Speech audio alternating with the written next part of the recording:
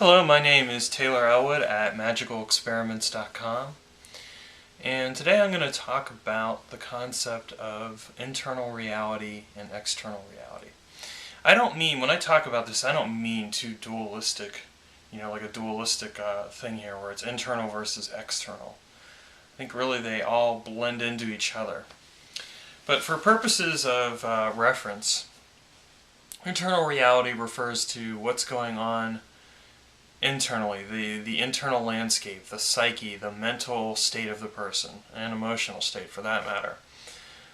And external reality refers to everything that's around the person, other people, objects, events, places, etc., etc. A person lives in the world. You can't not live in the world, and so in and of itself, that very simple fact makes it impossible to really separate internal reality from external reality. But internal reality is comprised of our perceptions, our thoughts, our evaluations of what's going on around us, our attitudes and our motivations. And in that sense, it's something that is uniquely that person's. And so what's important to realize is that how we approach the world is in large part defined and shaped by these values, beliefs, attitudes, etc. And that consequently influences our perception of the world around us and the opportunities that are available to us.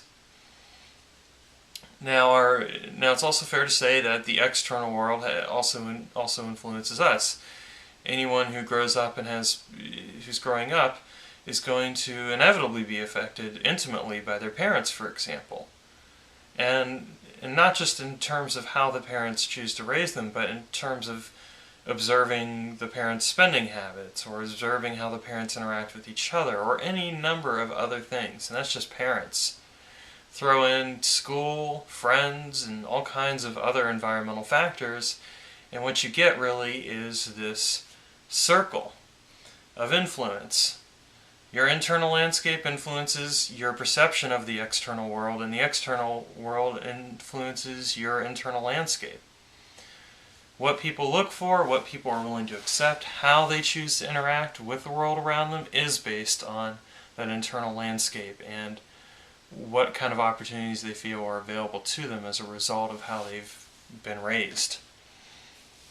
It's fair to say that when you're doing internal work, what you're really learning to do is decondition the values and beliefs and attitudes, etc., that other people have influenced you, and you're learning to replace them with your own values and beliefs and attitudes. This isn't to say that you're not going to always get some kind of information from the external world. You are, and that's all there is to it. But as you learn to work with yourself, and you learn to evaluate in a critical manner this kind of information that's coming in, it changes your perception of the world. And it changes your perception of your place in the world. And this is what it really means to do internal work, is that internal work is designed to free us from what it is that's holding us back, which usually is, more than anything, our own beliefs and values and attitudes. Because if we have a negative belief about how the world will work, we're going to believe that, and we're going to consequently realize it in our actions and in the opportunities that we see before us. So this kind of work is very important to do, because it helps us change how we participate in the world around us, how we interact with other people. It helps us choose who we're going to become, as opposed to continuing to be influenced to become what others would see us as. So this is what I mean when I refer to the internal reality and external reality. They're one and the same. There's no dualism here.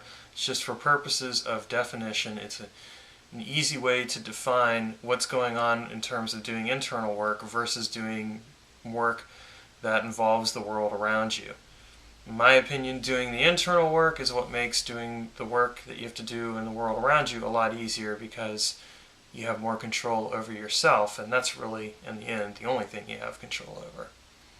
Thanks for watching, and see you next week.